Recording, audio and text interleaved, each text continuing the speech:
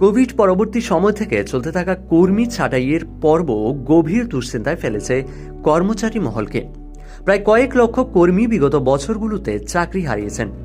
এমনকি চলতি বছরের শুরুতেও এখনো পর্যন্ত এই কর্মীদের দায়িত্ব থেকে সরিয়ে দেওয়ার ধারা অব্যাহত রয়েছে, যার ফলে সারা বিশ্ব জুড়ে কর্মসংস্থান নিয়ে একটি আশঙ্কাজনক পরিস্থিতির সৃষ্টি হয়েছে। চাকরি নিয়ে দুশ্চিন্তা বেড়ে গিয়েছে অনেকটাই।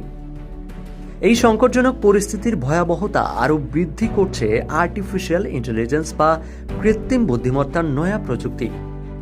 বিশেষজ্ঞরা আশঙ্কা করছেন বিশ্বব্যাপী কর্মসংস্থানের উপর আরও নেতিবাচক প্রভাব ফেলতে পারে এই প্রযুক্তি। এবার সেই আশঙ্কার কথাই প্রকাশ করল IMF। একটি সংবাদ সংস্থার সূত্রে খবর, সম্প্রতি ইন্টারন্যাশনাল মনিটারি ফান্ড এর পক্ষ থেকে সতর্ক করা হয়েছে কৃত্রিম বুদ্ধিমত্তা এর বিস্তার এবং বিভিন্ন খাতে এটির ব্যবহার বৃদ্ধি বিশ্বব্যাপী প্রায় 40% চাকরিকে প্রভাবিত করতে পারে, যার ফলে সারা বিশ্বের কর্মসংস্থানে একটি বড়সড় নেতিবাচক প্রভাব পড়ার সম্ভাবনা রয়েছে। কৃত্রিম বুদ্ধিমত্তার প্রযুক্তিটি যেমন ইতিবাচক দিক রয়েছে, একইভাবে এটির নেতিবাচক দিকও রয়েছে, যা অবশ্যই আগামী দিনে বড়সড় চিন্তার কারণ হয়ে উঠতে পারে।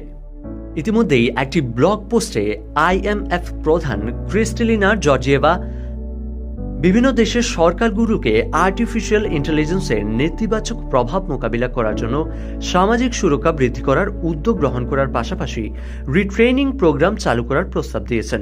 তুহিন চক্রবর্তীর report, Indo Bangla Times business.